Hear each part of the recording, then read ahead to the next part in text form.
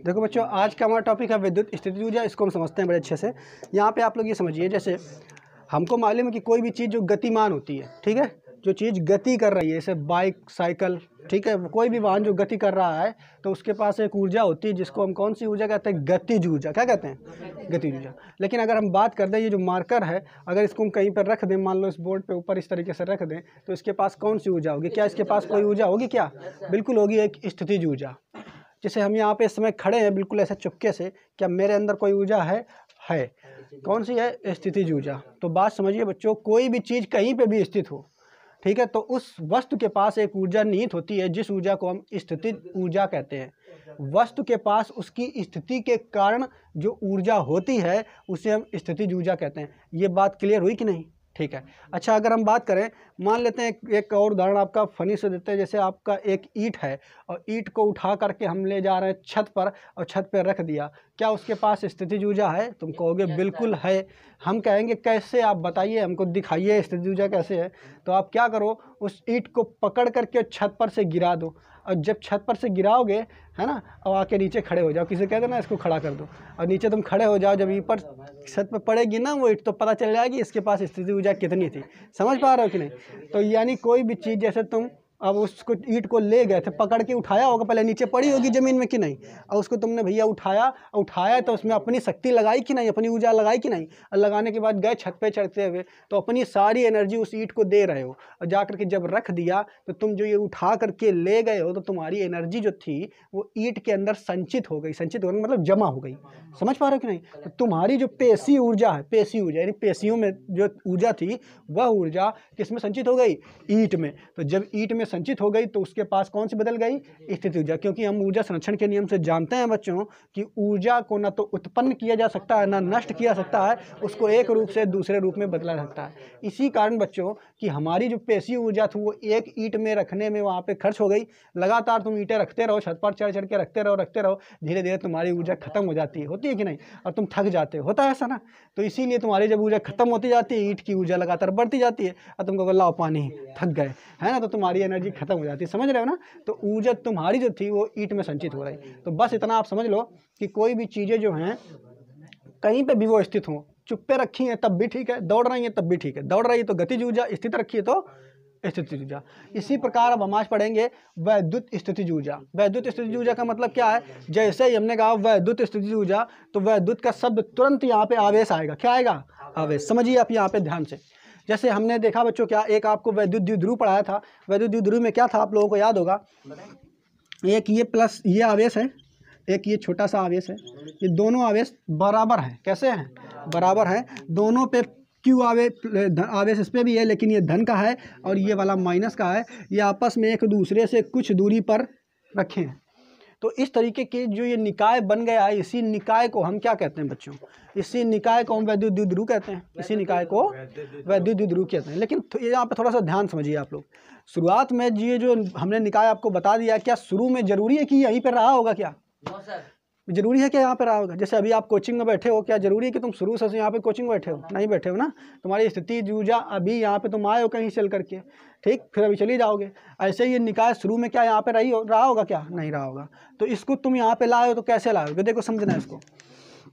हमने आपको बताया था, जैसे यहाँ पे इसको एक बार फिर से मिटाते हैं। और एक कोई धनावेश है और वो बहुत दूर अनंत पे है, ठीक है, और उस धनावेश को हम पकड़ के लाए हैं, ऐसे अनंत से उसको पकड़ करके लाए हैं। तो जब तुम उसको पकड़ करके यहाँ पे लाओगे, इस जगह पर, यहाँ पे जब तुम उस धनावेश को लाओगे, बच्चों ध्यान से समझिए, क्या वहाँ से पकड़ के अनंत से यहाँ तक लाने में तुम्हें कुछ कार्य करना पड़ेगा? बिल्कुल करना पड़ेगा, थोड़ा बहुत, क्योंकि वो जा रहा था कहीं और, तुम उसको पकड़ के जबरदस्ती इधर ला रहे हो। और उसको जब तुम अनंत से पकड़ करके ला रहे हो ऐसे, तो लाने में तुम्हें कार्य करना है, यानी तुमने कुछ कार्य किया कि नहीं। और जो तुमने कार्य किया है वही कार्य इस आवेश के पास संचित हो गया है। तुमने कार्य किया कि नहीं? जो तुमने कार्य किया वो कार्य यहाँ पे इस आवेश के पास संचित हो गया। क्लियर? ठीक। अब देखो, अब क्या कर रहे हो तुम? क्या चाह रहे हो? एक आवेश ना, एक और लाए पकड़ के, फिर दूसरा आवेश अनंत गए, और अनंत से फिर उसको तुम पकड़ के लाए तो जब दूसरा आवेश तुम लाओगे भैया, अब क्या समझना, दूसरा आवेश जब हम ला रहे हैं, और वो भी आवेश कैसा है? धन आवेश है। कैसा है? धन आवेश। तो उसको भी लाने में कार्य करना पड़ेगा। अच्छा, अब ये बताओ, पहले जब तुम इसको लाए थे शुरू में, तो जितना कार्य करना पड़ा था, क्या उतना ही कार्य इसको लाने में करना पड़ेगा। बताओ, ये पहले बताओ, कम करना पड़ेगा कि ज़्यादा करना पड़ेगा या फिर बराबर करना पड़ेगा? जल्दी से बताइए आप लोग। हमने क्या बताया कि जब शुरू में तुम इसको यहाँ पे लाए थे, इस धनावेश को, तो जितना कार्य करना पड़ा था, मान लेते हैं W कार्य करना पड़ा था, ऐसे मान लेते हैं आंकिक रूप में, मान लेते हैं 10 जूल कार्य करना पड़ा था। कितना? 10 जूल। तो क्या दूसरा ये आवेश जो कि धनावेश है उतना बड़ा ही है, उसको भी अनंत से यहीं पे हम ला रहे हैं इस बिंदु पे, तो कितना यहाँ पे भी 10 जूल कार्य करना पड़ेगा क्या? ये आप सोच करके जल्दी से बताओ। देखो इधर भैया, ये पहला जब आवेश हम इसको लाए तो समझना, इधर मान लेते हैं ये एक बड़ा सा जंगल है और उस जंगल में हम पहले सिरवा को ला रहे हैं। पहले एक को सिरवा नहीं थे, जब आए तो वो बड़े आसानी से आ गया, कोई उसका विरोध नहीं कर रहा है, ले आए उसको बढ़िया सा, वो समझ लो, उदाहरण बता रहे हैं फनी सा। अब लेकिन जब दूसरा ये हम ला रहे हैं, उसी जंगल में सिरवा को ला रहे हैं, तो ये वाला कहेगा हम तो पहले थे और तुम फिर दूसरा शेर काहे ला रहे हो, हम ही एक जंगल के राजा हैं। ये विरोध करेगा कि नहीं? करेगा कि नहीं? तो पहले तो भैया लाने में तुम्हें कार्य करना पड़ रहा है, ऊपर से ये भी विरोध कर रहा है।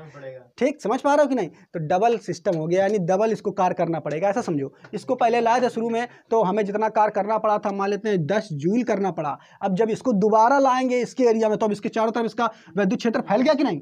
फैल गया कि नहीं? और उसी के वैद्युत क्षेत्र में भी तो तुम ला रहे हो। जब वैद्युत क्षेत्र में लाओगे तो धनावेश को धक्का मारता, दूर भगाता, भैया भागो मेरे एरिया से, कहता है कि नहीं? अब तो ये भगा भी रहा, तुम जबरदस्ती ला रहे हो, तो तुम विरोध में काम करके ज़्यादा तुम्हें कार्य करना पड़ेगा, 10 जूल से ज़्यादा कार्य करना पड़ेगा। समझ पाए?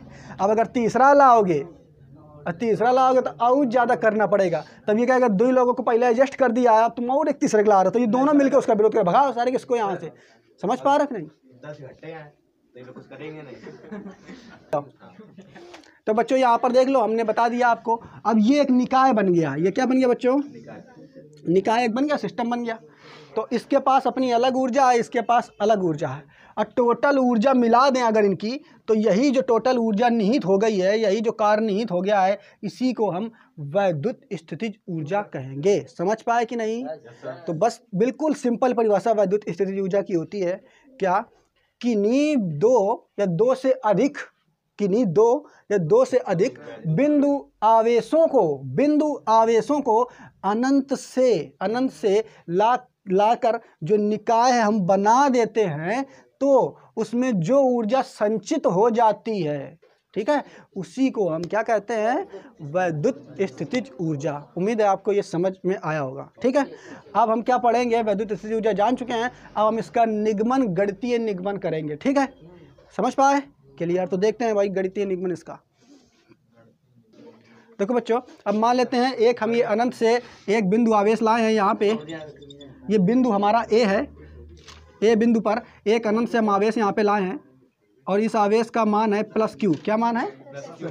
अब भाई जब हम इस आवेश को यहाँ पे लाएंगे तो इसके चारों तरफ एक विद्युत क्षेत्र फैल जाएगा। मान लेते हैं ये जो आवेश जो लाने में हमें कुछ कार्य करना पड़ा होगा, वो तो ऊर्जा इसके पास संचित हो गई। ठीक, मान लेते हैं कि सी ए बिंदु से पास में एक और बिंदु है दूसरा, ये बिंदु का नाम है बी। क्या नाम है? बी। अब यहाँ पे समझना, कल हमने आपको बताया था कि इस बिंदु आवेश के कारण, ये जो बिंदु आवेश आप देख रहे हो ना, इसके कारण इस बिंदु पर कुछ विद्युत विभव होगा। बताया था हमने आपको, ये कल निगमन कराया था, सॉरी परसों। क्या बताया था बच्चों? कि बिंदु आवेश के कारण किसी बिंदु पर विद्युत विभव होता है। कितना होता है? तो मान लेते हैं यहाँ से यहाँ तक की जो दूरी है वो r है। कितनी है? r है। तो इस बिंदु आवेश के कारण इस बिंदु पर विद्युत विभव जो होगा वो कितना होगा? v बराबर 1/4πε0, और ये q अपॉन, और बीच की दूरी है r, केवल r। ठीक है, सही से याद करो। बिंदु आवेश के कारण इस बिंदु पर जो विद्युत विभव होगा उसका सूत्र कितना होगा? v बराबर 1/4πε0, ये q अपॉन r, और ये जो q है ये प्लस का होगा। काहे का होगा? क्योंकि प्लस का आवेश हम ला रहे हैं। यहाँ तक क्लियर? या ऐसा मान लो कि ये q1 है। क्या मान लेते हैं? q1, क्योंकि दूसरा आवेश भी और लाएंगे, तो अगर ये q1 होगा तो ये भी q1 होगा कि नहीं? अरे ये ऊपरी वाला आवेश तो होता है कि नहीं? रख दिया, बिंदु आवेश के कारण किसी बिंदु पर विद्युत विभव इतना होगा। अब देखो, अब तुम दूसरा आवेश फिर ला रहे हो, दूसरा आवेश एक और ला रहे हैं, और जो दूसरा आवेश है उसका नाम क्या है? तो Q2 नाम है। क्या नाम है उसका? Q2। ये Q2 आवेश है। कितना है बच्चों? Q2। समझना, अब दूसरा आवेश जब तुम फिर ला रहे हो तो पक्का ज़रूरी बात है कि ये इसका विरोध करेगा कि नहीं। और यहाँ पे विभव कितना इसने उत्पन्न कर दिया था, V बराबर 1/4πε0 Q1/R, इतना विभव उत्पन्न कर दिया था। अब देखो जब तुम अनंत से Q2 को इस बिंदु R की दूरी पर लाओगे तो तुम्हें जो कार्य करना पड़ेगा वो कितना करना पड़ेगा उसको देख लेते हैं। तो यहाँ पे लिखोगे, इस तरफ हम लिख देते हैं। देखो बच्चों यहाँ पे एक चीज़ समझो आप लोग, अनंत से यहाँ पे तुम्हें जो लाए हैं वहाँ पे कितना कार्य करना पड़ेगा ये हम देख लेते हैं, ठीक है। तो देखो विभव की एक परिभाषा और होती है, वो आप लोगों को याद होगी। V बराबर देखो बच्चों क्या होता है, V बराबर W/Q0। ये तो एक मेन परिभाषा होती है, ये विभव की मेन परिभाषा होती है। यहाँ पे समझिए आप लोग, ये विभव की जो है मेन परिभाषा होती है, ठीक है। समझ पा रहे हो कि नहीं? क्या ये मेन परिभाषा होती है कि किसी एकांक धनावेश को अनंत से किसी बिंदु पर लाने पे जो काम करना पड़ता है, एकांक धनावेश को अनंत से किसी बिंदु पर लाने पर जो कार्य करना पड़ता है उसी को हम उस बिंदु पर विद्युत विभव कहते हैं। ये बताया था हमने कि नहीं? अब देखो बच्चों में क्या करना है, यहाँ पे ध्यान समझिए। हम यहाँ पे जो दूसरा आवेश ला रहा है Q2, उसके कारण यहाँ पे विभव कितना होगा वो निकालें अगर, तो उसके कारण विभव अगर हम निकालेंगे बच्चों, यहाँ पे ध्यान से अगर देखोगे तो ये निकालेंगे V बराबर W, कुछ हाँ V बराबर देखो बच्चों कितना होगा, W अपान ये Q0 होता है, लेकिन यहाँ पे आवेश हम कौन सा ला रहे हैं, Q2 ला रहे हैं, तो हो जाएगा W/Q2। कितना हो जाएगा भाई, Q2 हो जाएगा, क्योंकि हम आवेश कौन सा ला रहे हैं, Q2 ला रहे हैं।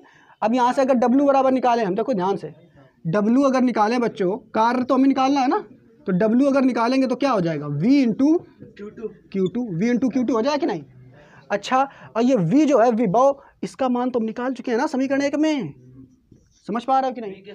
तो यहाँ से क्या करोगे, ये समीकरण नंबर 2 है, यहाँ पे तुम लिख लो समीकरण 1 से V का मान रखने पर रखो भाई, तो ये हो जाएगा W बराबर V कितना है 1/4πε0 और Q1/R, ठीक। और भाई इधर 2 हो जाएगा, Q2 कर दोगे Q2 की नहीं। तो जब W बराबर निकालोगे यह आ जाएगा 1/4πε0 Q1 Q2/R आ जाएगा कि नहीं। और यही जो कार्य करना पड़ा है यही तो स्थितिज ऊर्जा के रूप में संचित होगा, तो इसलिए यही कार्य बन जाएगा स्थितिज ऊर्जा। और स्थितिज ऊर्जा को हम U से प्रदर्शित करते हैं, कैसे करते हैं, U से। तो लिखोगे संचित स्थितिज ऊर्जा, संचित स्थितिज ऊर्जा कितना है बच्चों, तो ये जो W है ये बन जाएगा U, यानी U बराबर हो जाएगा W, या W बराबर हो जाएगा U। तो U बराबर आ जाएगा 1/4πε0 Q1 Q2/R। और यही जो मान आया है, सूत्र आया है, यही तुम्हारा क्या है, संचित स्थितिज ऊर्जा का। समझ पा रहे हो कि नहीं, यही सूत्र का है, संचित स्थितिज ऊर्जा को। तो अगर कोई भी निकाय अगर आप बनाओगे तो उसके कारण जो संचित स्थितिज ऊर्जा होती है वो कितनी होती है, U बराबर 1/4πε0 Q1 Q2/R। इसको समझ में आ गया होगा आपको, अगर नहीं आया तो अभी फिर बना देंगे, पहले आप इसको नोट कर लो।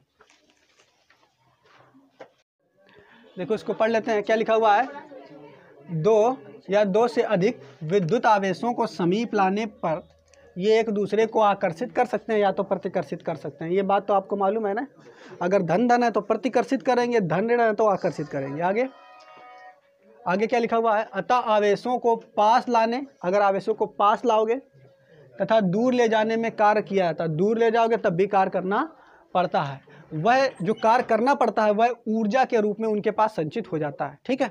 आगे, किसी आवेशों के निकाय को बनाने में, अब कोई आवेश का निकाय जैसे यही बन गया है, बनाने में संचित ऊर्जा उसकी विद्युत स्थितिज ऊर्जा कहलाती है। एक तो ये डेफिनेशन यहाँ से बन जाएगी, आप इसको भी याद कर सकते हो। आवेशों को अनंत से लाकर किसी विद्युत निकाय को बनाने में जो ऊर्जा संचित होती है उसी ऊर्जा को हम विद्युत स्थितिज ऊर्जा कहते हैं। और बस ये आपका थ्योरेटिकल पोर्शन है, ये इतना यहाँ पे लिख लोगे, और अगर आप निगमन करना चाहते हो तो ये हमने बता दिया, इसको आप सॉल्व कर लोगे, ठीक। तो विद्युत स्थिति ऊर्जा यहाँ से ख़त्म हो गई।